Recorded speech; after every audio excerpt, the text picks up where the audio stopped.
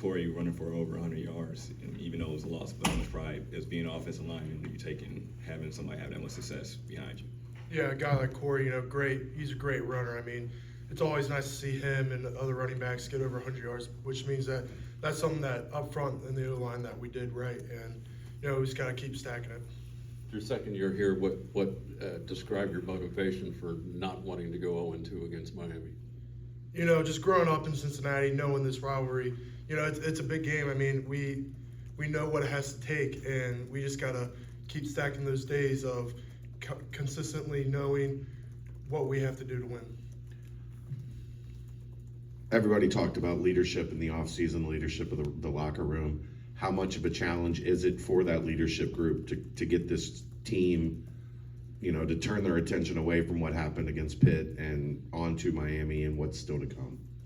Yeah, it's just we just have great leaders in the locker room. Just like a couple of us said, really in our meeting last night, just that loss, we just need to forget about it and move on to this week. This is a brand new week, brand new opponent, and we just gotta do what we can to beat Miami.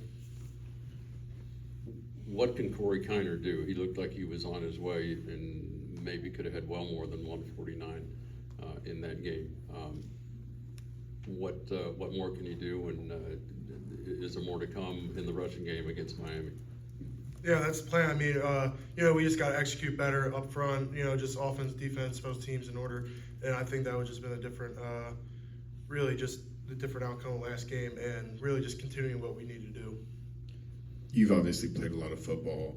What does a loss like that feel like? And as the game goes on, and then it ends up that Pitt ends up grabbing the lead and winning, when you're walking off the field, what's the feeling that kind of overtakes you about a loss like that?